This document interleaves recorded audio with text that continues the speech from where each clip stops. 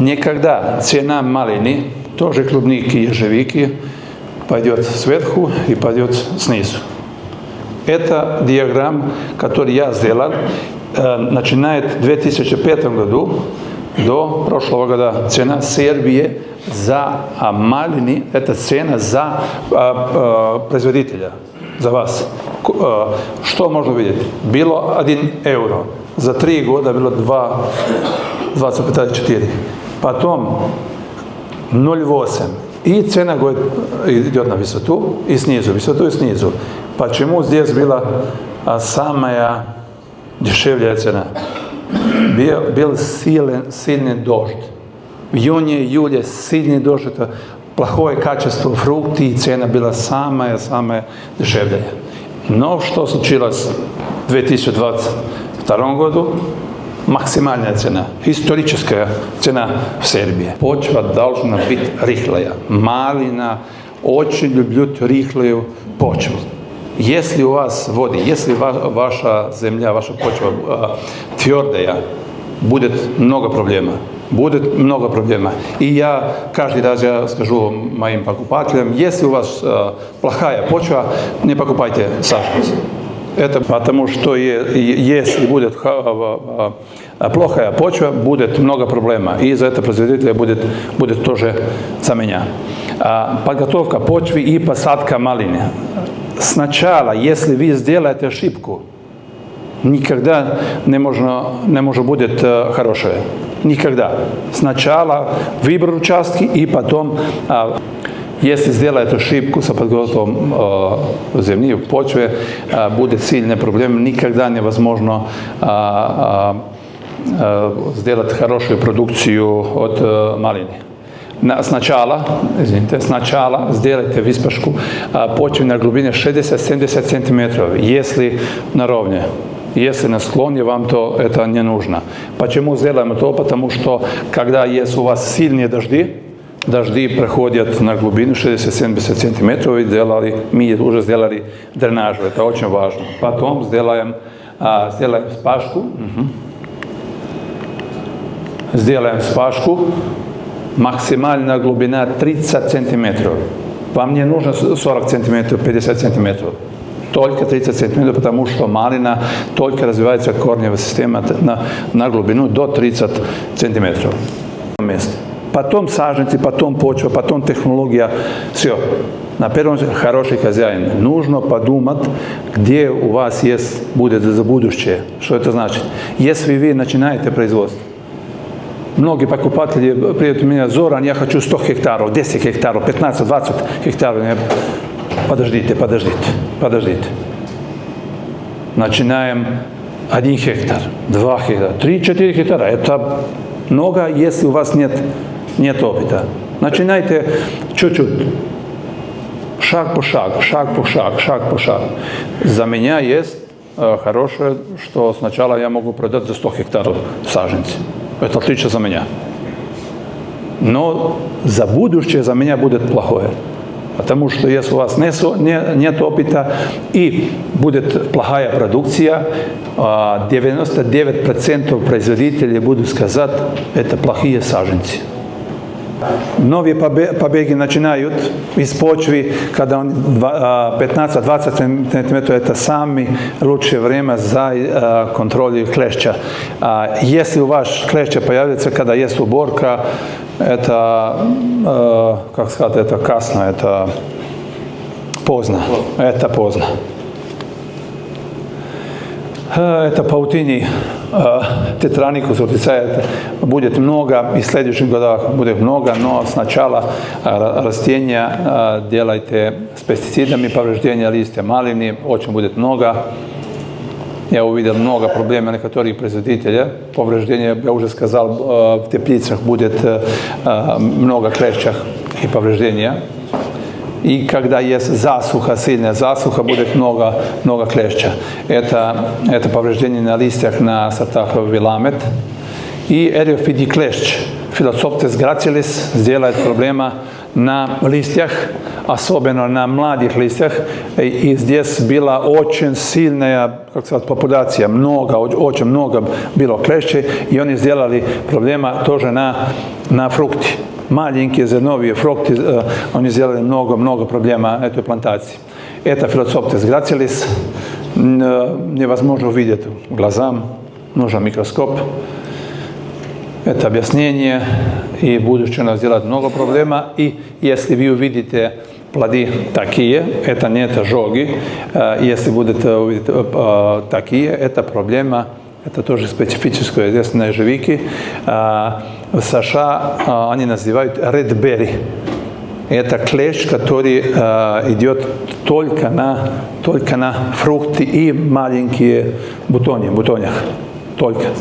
И если вы хотите сделать опрыскивание, это поздно. Нужно сделать опрыскивание сначала, в периоде перецветания, и когда закончит цветание, потом не будет проблемы со клещами. Дальше. Малиновая муха, галица, тоже сделает проблема но нет на ремонтантных сортах, но на двухлетних сортах. Поставить здесь черви едут под корм, да, и будет плохое саженцы за следующий год. Дрозофила Сузуки у вас нет, у нас, да, сильная проблема. Это хорошо, что у вас нет, хорошо. Будет сильная проблема на фруктами, она идет только когда фрукты начинают быть красные. Только в этом периоде. Можно на малину, можно на ежевику, на клубнику, на голубику, можно сделать сильные проблемы на фрукты. Это она. Это ловушки для мухи. Это цикада, американский крикет цикада, который у нас есть много. У меня нет опыта здесь, у вашего региона, но можно будет. Можно есть, проблема будет здесь. Черви будут здесь, и черви идет в корневую систему. И вы не увидите черви в корневой системе, они сделают проблемы на корневой системе. Различные черви над плодами, малиновый жук, не делает много проблем, но никогда будет. Клопи тоже никогда. Чикада. Извините. Клопи, черви, это программа защиты, например, некоторые пестициды за опрыскивание малины, ежевики. И тоже какой пестицид можно использовать в каком периоде. Например, вчера мой друг позвонил из России и сказал мне: Зоран, да, у меня есть квадис, есть карате, есть вертимек, но у меня нет нордокс. Но это мед. И можно использовать другой. Только нужно быть мед, и идите покупайте и сделайте с ним в этом периоде. Тоже программа защиты. И что есть важно, опыление. Когда используете пестициды, обязательно сделайте использование вечером, когда пчелы уходят с поля.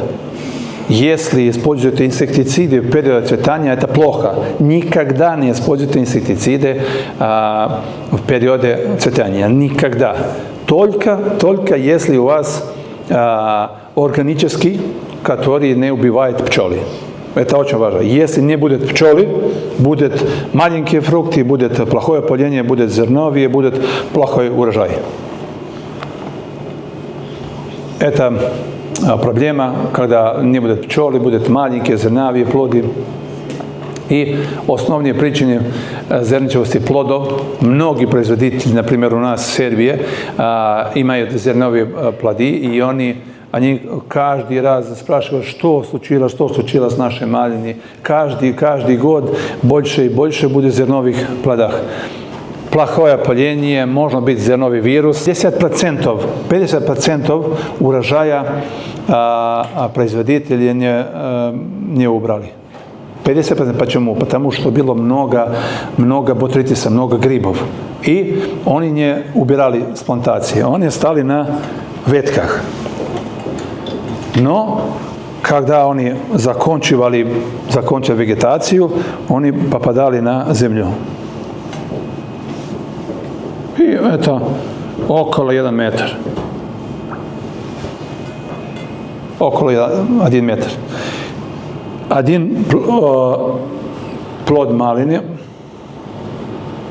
u njih jest, если он нормальный, есть около 100 до 120 зернах плодов. Это семечки. Это семечки. Когда возьмете эту семечку, поставите в почву, растет новый саженец. Но это плохие саженцы, потому что было паление между женщиной и мужчиной. Это новые сорта, понимаете? 100-120 новые сорта. Больше 90% это будет хорошее растение, но фрукты будут маленькие, будут зерновые, будут кислотные. И что будет? Лучше корни были, да? Браво, лучше корневая система и будут лучшие побеги. Хорошие побеги будут меньше. И когда вы идете на плантацию, вам нужны самые сильные. А вы убираете эти. Эти хорошие вы убираете. И будут новые побеги, на следующий год будут новые побеги, на следующий год. И так расширяются плохие растения. Это сильная проблема. Решение за это, что вы думаете, что это решение? Убирать. Как? От какого? Тотальный гербицид. Тотальный гербицид. Только. Корни невозможно убирать. Возможно убирать, но маленький корень оставить здесь, будет новые побеги за следующий год. Тотальный гербицид, когда заканчиваете уборку, тотальный гербицид и все прочищайте. Можно быть тоже и болезни в почве, фитофтора руби. Никогда она была сильная проблема, сегодня нет проблемы, много проблем, потому что у нас есть ТИФ, есть органические пестициды, но что есть важно? Что есть причина? Причина есть вода в почве. Если много воды, будут грибы. Если нет воды, не будет много грибов. И что делать? Сделайте дренаж, выбирайте хорошую почву, будет рыхлая, что будет хороший дренаж за воды и не будет проблема с фитофтором руби. Тоже Agrobacterium tumefaciens можем найти эту Agrobacterium tumefaciens на больше 420 разных растений, травах, на фруктах, на овощах можно найти. Но что есть проблема? Agrobacterium есть в почве. Можно быть, можно нет, но если будет в почве. И когда у вас есть мыши, кроты, черви, нематоды в почве, они едят корневую систему. И на этом месте агробактериум как паразит, да. Он возьмет храну. Да, храну. Он вредитель, да, соки, да, да. Но что делать тогда?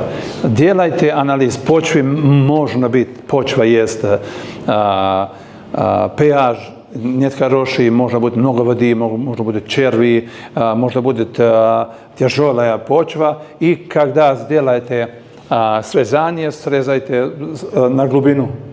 И не будет.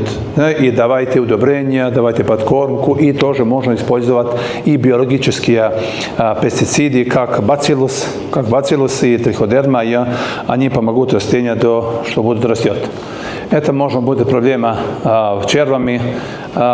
Специально, если у вас навоз, который будет 3-4-5 года, будет много червей. Проблема вот эта. Что?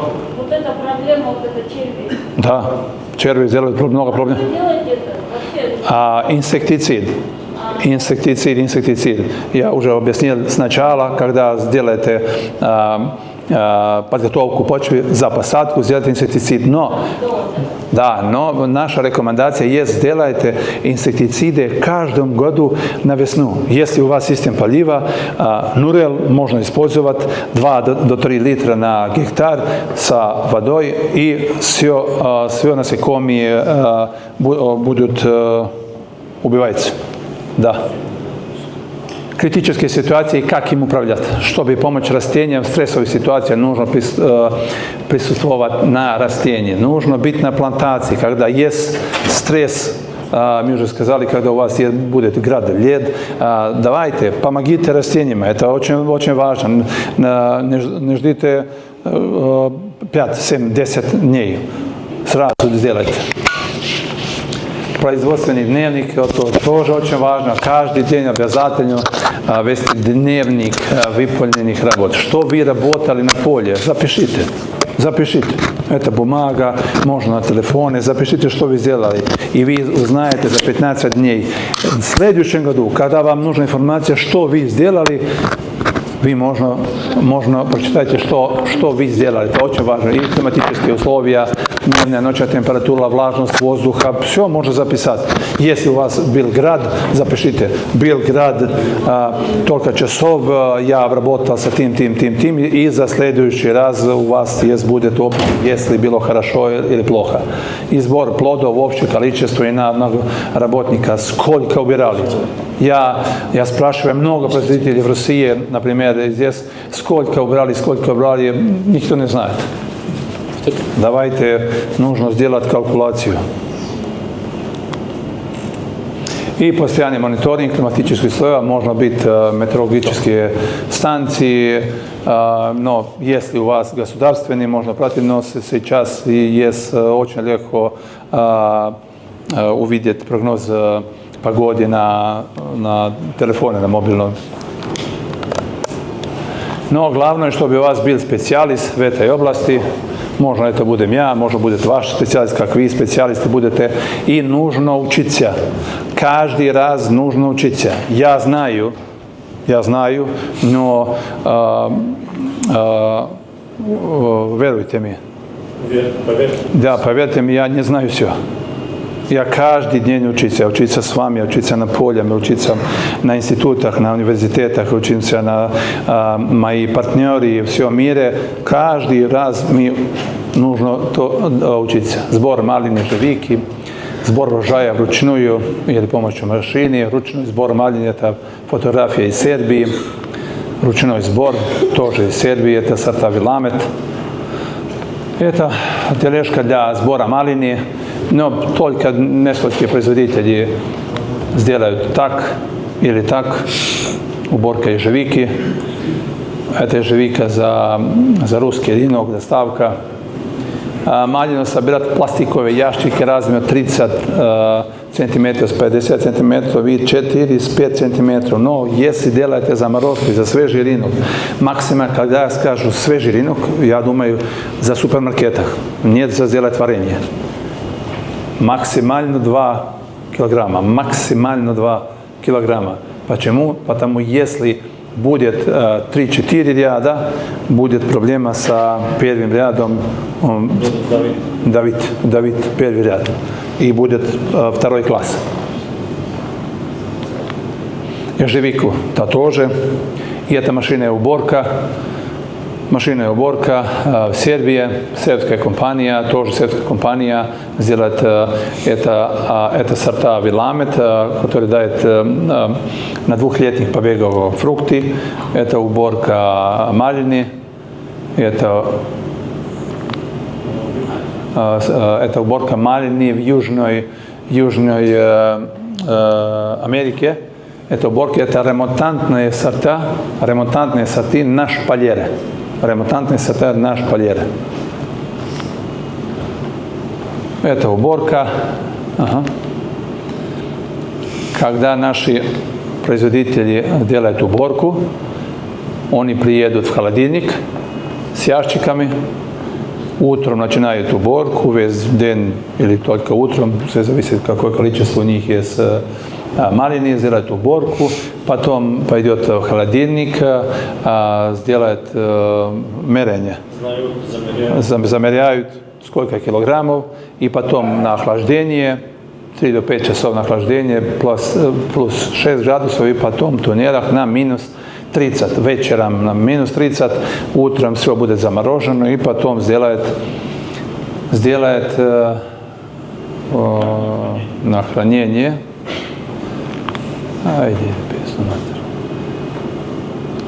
Из пластиковых ящиков на картонных ковках и хранение на минус 20.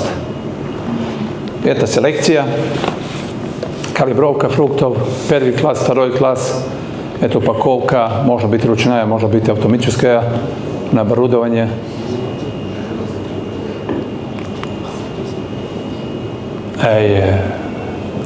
Первый класс – это Roland, называется Roland, потому что все фрукты самые хорошие и отличная форма плода. И это упаковка, первый класс Roland, 2,5 килограмма, 4 упаковки, и это гриз за переработку, сделает йогурты, молоко и остальные конфетные продукты. Это ежевика, это замороженная ежевика. Что есть одна проблема ежевики, когда сделают заморозку, если фрукты не будут 100% созреваются, будет, когда делают заморозку, будут красные. И это плохо за переработку. И тоже упаковка малина и ежевика, заморожена, и доставка в супермаркетах в США. Тугандар, мен дағы, я тоже съездил в Сербию. Первый, который съездил в Зорону, мы с Замиром съездили в 2022 году, да? В 2022 году. Да, 3 года уже, да. У них в основном сажают веламент, да? 90%. 70-80%. И основной рынок у вас замороженный, да? Основной рынок у нас есть 99% это за заморозку. 99%. 99% тоңдырып тұрып экспорт қылышады. Бұлар 1% еле свежий рынокқа сатышады. И свежий рыногы, бұлардықы свежий рынок куда отправляете? Свежий рынок Сербия и Германию, Австрию и Италию. Бұлардың жері біздікін оқшау болған. Бұларда влажный климат. И тоқойлары өтті соны мұндай. Толы бірақ влажный климатта анан мында бізге оқшап чаңып, бір жерде сапырылып, жер қорғап жатқаны жоқ. Шундай бүт жері жап-жашыл. Тоқойлары.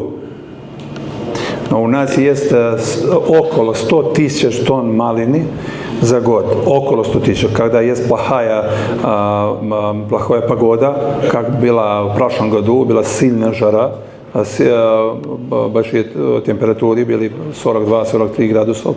Но это не сильная проблема, если температура будет 42 градуса, 45 градусов. Есть проблема, когда есть температура 25-30 градусов по ночи.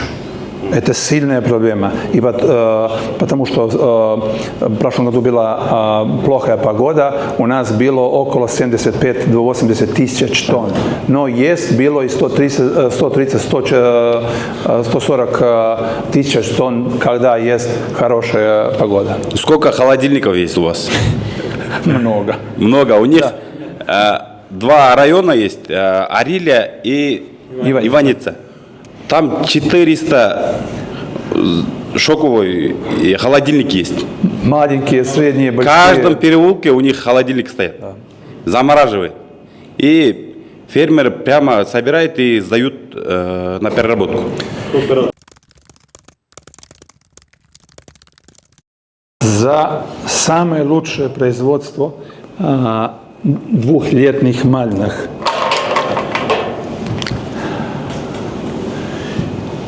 Это столбы. Сначала столбы были 1 метр. И потом, когда наши производители начали использовать удобрения, побеги были большие. И потом они сделали максимально до 2 метра. До 2 метра. И сделали здесь проволоку максимально до здесь 1,70 м, максимально 1,80 м. Почему? Потому что если когда будут ветки, здесь будут ветки, вам нужно сделать уборку. Невозможно. Но американская технология была, да побеги, он растет с начала года, он растет, мы сделаем, заканчиваем здесь, и здесь, и он растет. И он возьмет здесь и сделает такое. Но что случилось? Когда будет ветки здесь будет и много ветки будет здесь. Но когда малина, когда растение возьмет подкормку, она нужно транспортировать. И первая транспортация будет здесь.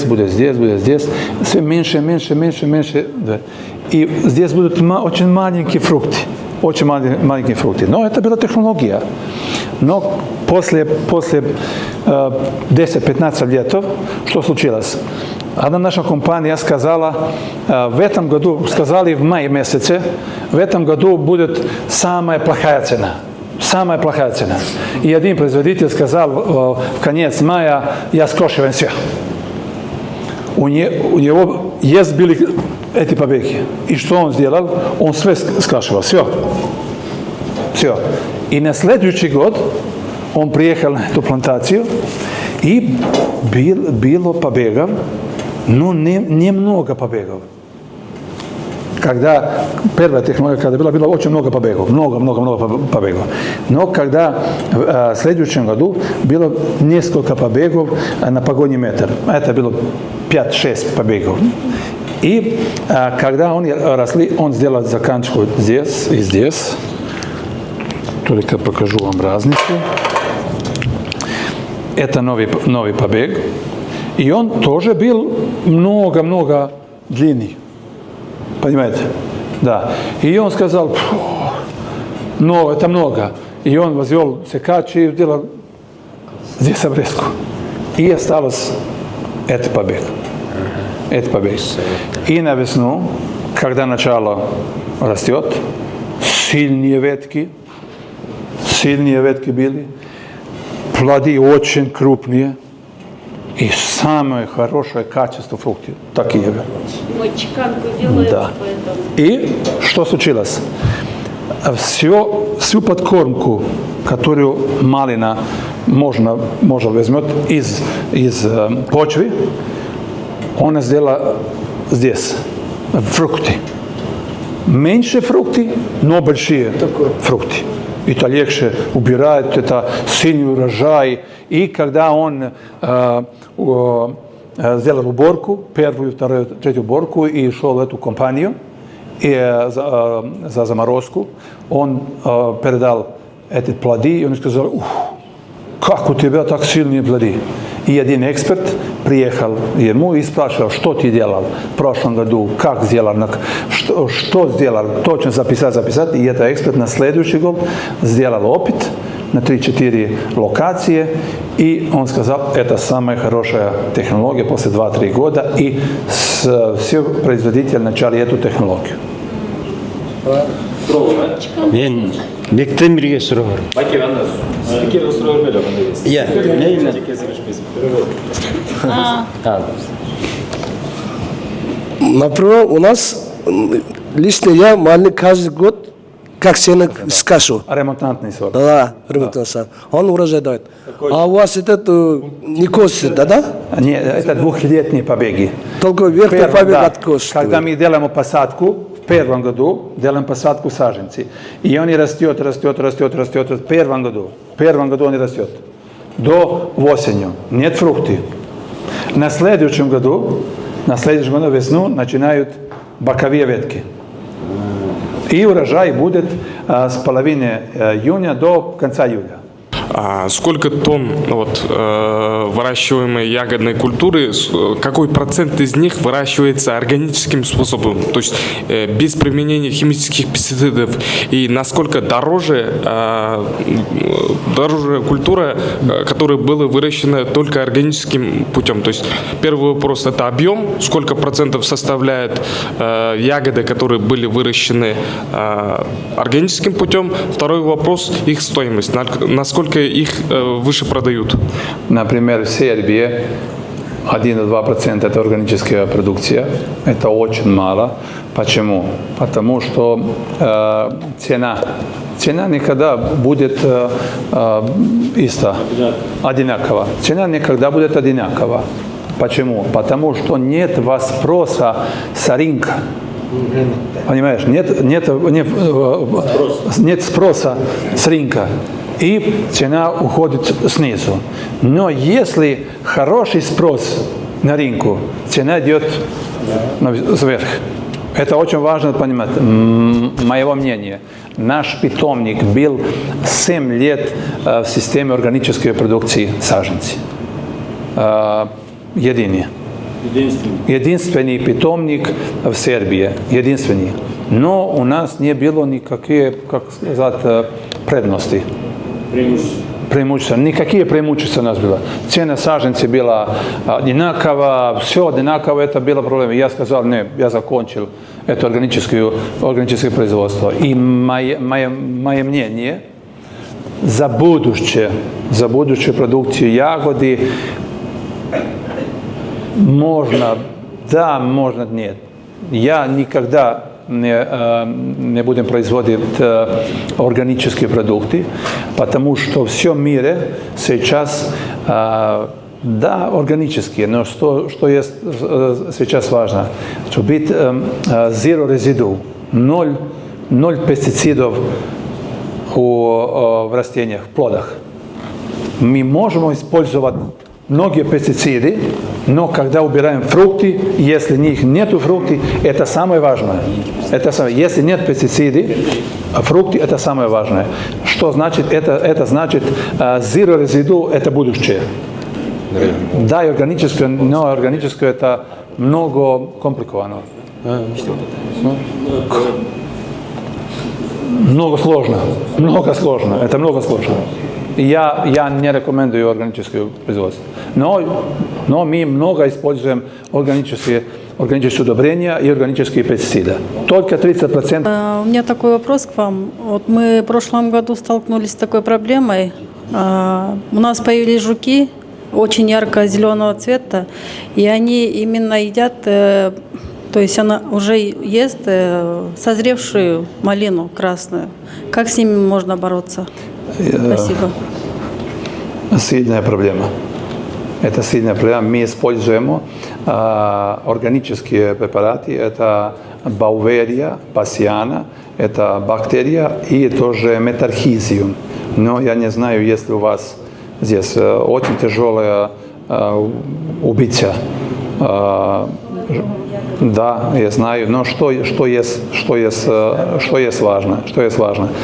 Когда сделаете, когда подготовите почву, если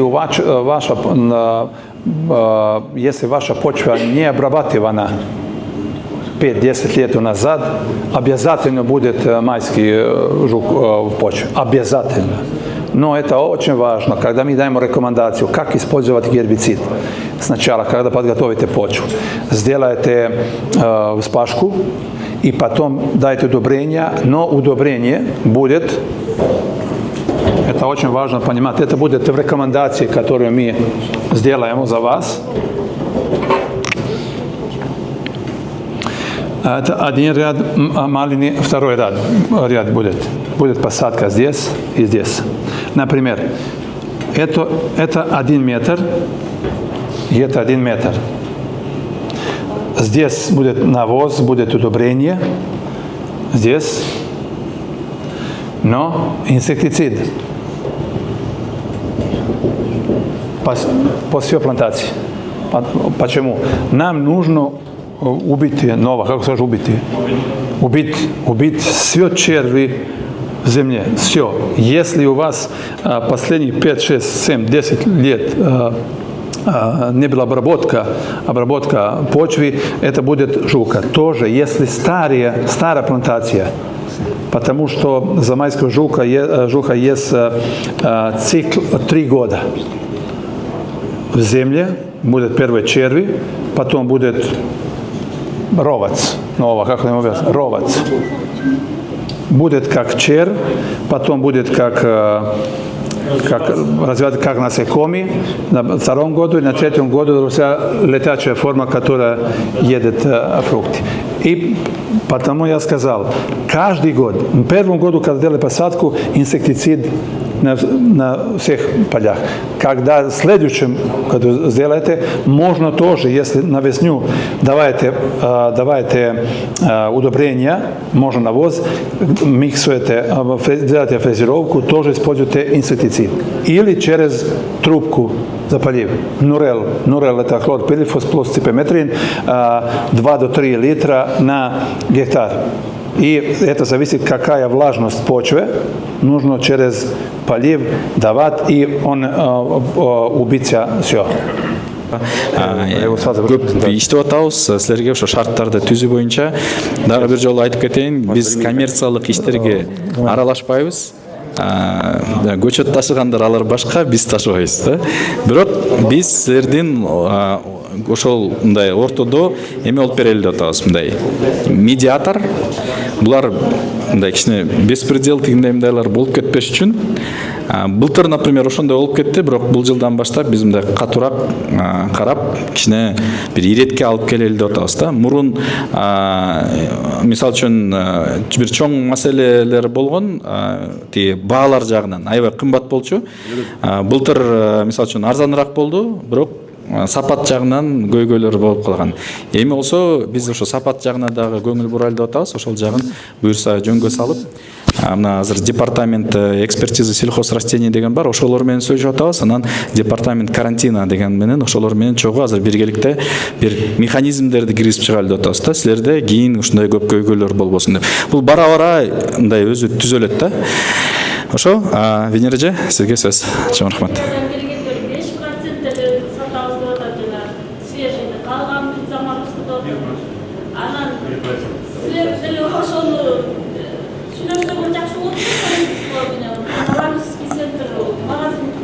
Биз мындай кылайлы, мындай жаңылыктар, кичине жаңылыктар менен бөлүшүп кетейин.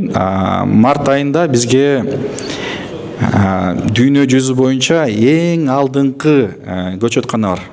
Ал Калифорнияда жайгашкан, Лассен каньон деген. Биздин YouTube каналга кирсеңер, Instagramга да кирсеңер, ошо Лассен каньондон тартылган видеолорубуз бар. Ошонун 20 жылдан ашык генеральный директор болуп келген киши, 74 жаштагы киши Кыргызстанга атайын мартта алып келип атабыз. Ал 1 айга келет.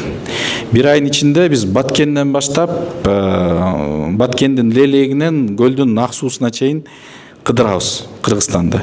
Кыдырып туруп, көчөтканаларды уюштурганга Кыргызстандагы ата мекендик көчөтканаларды уюштурган боюнча изилдөө жасайлы деп атабыз. Болобу Кыргызстанда көчөткана уюштурган же болбойбу?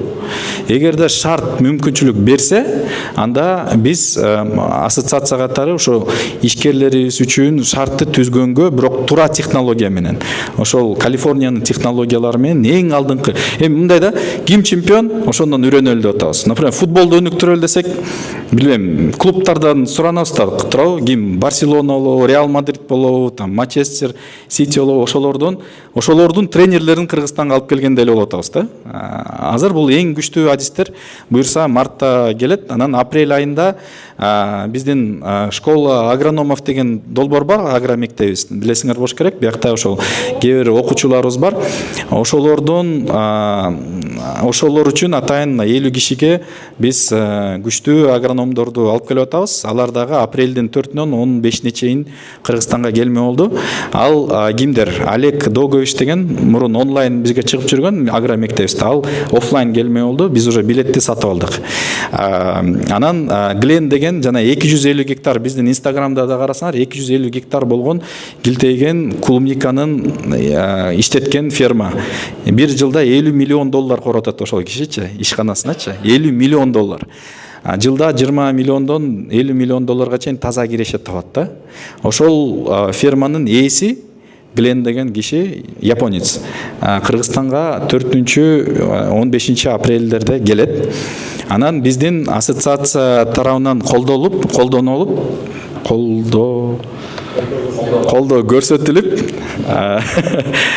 биринчи агропарк түзүлүп атат. Ал демонстрациялык агропарк болот.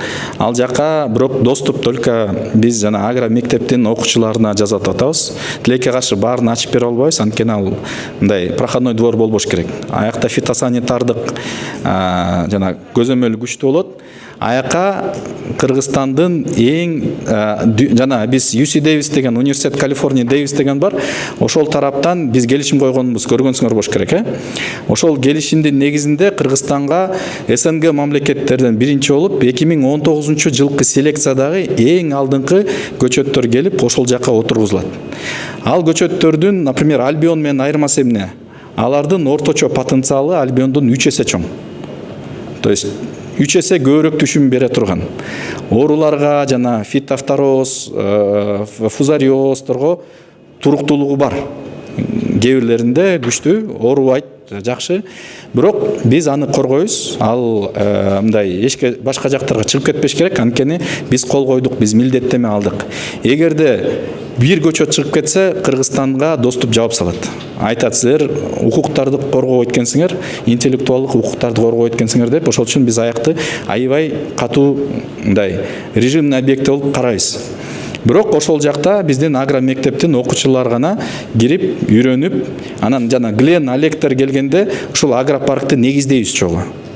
Жерди кантип иштетиш керектен, грядкаларды кантип жасаш керек, көчөт капельный орошениени кантип орнотуш керек, көчөттөрдү кантип отуруш керек дегендер боюнча практикалык жол менен ошол процесстин баарын ошо агро мектептин окуучулары менен биргеликте өтөбүз. Прям кол менен иштеп, ошону өтөбүз да. Ошол үчүн дальше болсо агро мектептин окуучулары ал ар бир райондон тандалып алынган. Кыргызстандын ар бир райондо жок дегенде бир агроном деп даярдап атабыз да. Анан ошолор болсо уже айылдарга алып барып силерге фермерлерди уже ошол алган билимин уже силерге өзүнүн тили менен жеңилирээк, англисче эмес, кыргызча өткөзүп бере тургандай болот да. Ошо бул жаңылыктар ушундай. Буюрса ошонун баарын төлөгөн менен сүйлөшүп атабыз. Реалити шоу кылып тартканга аракет кылабыз. Прям кандай болуп атса ошонун баарын чагылдырып, ким физически кире алып атса, жок дегенде YouTube канал аркылуу анан ойлонуп атабыз, кээ бир нерселер только ассоциация мүчөлөрүнө көрсөткөндөй кылып мындай жаап, мындай кээ бир общий баары көрө берет, анан бирок мүчөлөргө дагы биз мындай эксклюзивтерди кылайлы деп атабыз да. Жакында Гавайиге барып келгем, аякта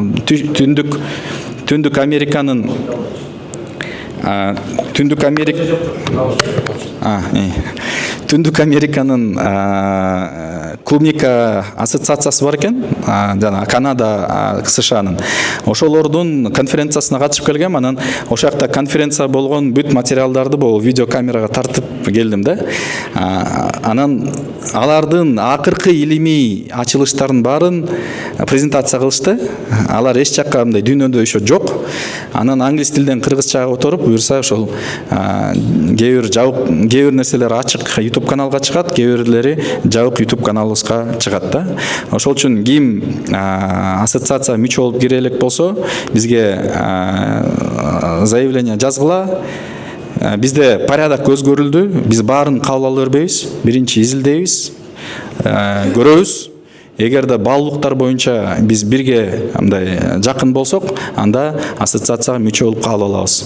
Эгерде мына мен акча берем, бирок мен тигиндейм деп атса, андайларды албайбыз да. Мындай жөн эле акча үчүн албайбыз. Бизге баалуулуктар маани болуп атат, чтобы биз мындай жакшы бир жааматты түзө алайлы деп атабыз да. Бири-бирибизге тура жакшы мамиле, мындай керсейген, кыйын болгон адамдар менен иштешпейбиз деп атабыз да.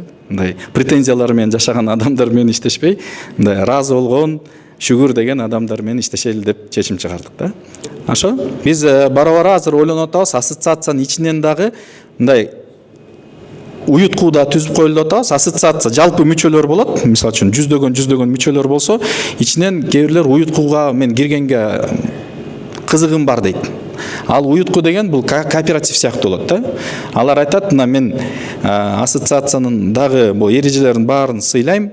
Кээ бир эмелерге мындай тереңирээк катышканга каалайм дегенде, анан алар ошо кооперативке кирет, а кооперативден уже жанакындай доступтар ачылат да. Мисалы үчүн биз жалпы эле уюштуруп беребиз, уюштуруу жагын алабыз, бирок өзүнүн себестоимость менен, например, кандай тияктагы баасын биз прозрачно көрсөтүп беребиз. Мына биякта заводдун баасы мынча экен, жол киреси мынча, ар кандай комиссиялары мынча, мына себестоимость ушунча, ким алганга даяр десеңер, ошонун баарын алып кетесиңер. Бул эми закупочный кооператив болуп калат да. Эми биз коммунисттик доордон кеткенбиз да. Мамлекеттен биз эч нерсе күтпөшүбүз керек. Бизнес баарын чечет. Спрос бар болсо, бизнес сунушту берет да, туурабы? Ошол үчүн холодильниктерге дагы керектүүлүктү биз айтышыбыз керек. Ассоциация катары биз уже башка ишкерлерди, башка чөйрөдөгү ишкерлерди биздин тармакка тартып атабыз. Мисалы үчүн Чыңгыз Алкановду тааныйсыңар да. Тааныйсыңарбы? Алканов базардын ээси. Ошол байкени азыр ассоциация тартып атам. Бизге логистикалык борборлорду салып бергиле. Ошол жака мындай шарттар түзөлү, дрискалстан кем болбойлу. Дрискалстыкында жана приемныйды көрдүңөр да, YouTube'да. Ошондой форматта, ошондой стандартта, эң маанисүү стандартта биз жасашыбыз керек. Жөн эле эптеп-септеп бир навести салып койгондон жарабайт экен. Анын сатыш дагы оор экен. Аны Сибирден башка эч ким албайт. Биз азыр Москвага чыга албай атабыз. А Москвага чыгыш үчүн биз жана эң жогорку стандарттагы холодильниктер, таза приемка. Азыр силердин приемкаңар кандай? Жөн эле жыгачтан эптеп бир шатер жасалып калган чаң, машиналар келет, чаңдатат, жыгач ящиктери менен аласыңар, анан кичинеден эле карасаңар тиги клубниканын үстү чаң басып кетет, монтур чакка менен саласыңар, ошонун баары таптакыр стандартка жооп бербейт. Силер ошондой алып туруп дрискалска тапшырсаңар, дрискалс бир тыйын силерге бермек эмес экен да. Талаптары өтө жогорку экен. Бирок биз наалап жүрсөк деле болот. Бул биринчи сценарий. Экинчи сценарий, биз ушул стандарттарды түшүнүп, сыйлап, ушул стандарттарга умтулуп, анан чоң азыр ачылык эмес, жабык рыноктарга жол ачсак болот. Кытайга экспорт кылганга мүмкүнчүлүк бар экен. Аны мен ушул конференцияга катышканда Кытайдын клубникага жооп берген өкмөттүк адам менен таанышып калдык. Гавайдачы. Ошол айтты, бизде дейт, жайында дефицит дейт клубника, а кышында профицит дейт. Кышында чересчур көп чыгарышат экен. Кытай дүйнө жүзү боюнча биринчи орунда экен клубниканы өндүргөн жагынан. Калифорниядан, по-моему, 2 же 3 эсе көбүрөөк өндүрөт экен да Кытай. Бирок проблемасы кандай? Кышында көп, жайында жетишпейт экен. Анан биз мындай дедик. Бизде кышында жетишпейт. Кышында силер бизге саткыла, жайында биз силерге саталы. Мындай Кытайлар менен сөзгөндө мындай эки жакты ойлонсоң, алар бир жакты эле аракет кылышат, өздөрүнүкүн сатат, бирок өздөрү силердикин албайт да эч качанчы. Ошондой мындай эки тараптуу кылайлы. Биздин жана көчөт каналарды уюштурайлы деп атсак, питомниктерди Кыргызстанда. Бизге силердин көчөттөрүңөр да кызык дейт. Анткени биздин көп көчөт каналарда жамгыр жаа берет дейт. Анан оорулуу көчөттөр чыга барат дейт да. Силердин Кыргызстанда мындай кургак, жамгыр жабаган жерлерде бар болуп атса, биз таза, тем более UC Davis менен мамиле куруп алып турсаңар, контрактыңар бар экен, биз с удовольствием силерден сатып алмакпыз дейт да. Анан кийин ойлоп калдым да, жана $1 миллиард ичинде даже көчөттөр кошуп кетсек, эртерээк жеткенге мүмкүнчүлүгүбүз болуп калат экен да. Бирок мындай башка мамлекеттерге да көчөттү Кыргызстандан сата тургандай болчу. Бирок эң негизги шартыбыз бар, бул UC Davis менен контрактыбыз бар. Андай контракт СНГде бир да мамлекетте жок да. Ошого бизге аябай кызыгып атышат. Кийин казактар, өзбектер, орустар бизден көчөттөрдү алганга буюрса мындай мүмкүнчүлүк ачылат. Азыр бул санкция тиңдемдалар чечилип калса, буюрса мүмкүн орустарга дагы Кыргызстандан сатканга мүмкүнчүлүгүбүз бар болуп калат да. Ошол эме өкмөттөн эчтекени күтпөйбүз, байке. Экспортта базар аныктайт. Рынокты биз аныктай албайбыз. Эч ким мындай көз ачык эмес. Биз эч нерсе чече албайбыз. Бирок бизден колубуздан эмне келет? Биздин колубуздан жакшы иштеп, сапаттуу нерсени өстүрүп, анан жакшы түшүмдүүлүктү көбөйткөнгө биздин колубуздан келет.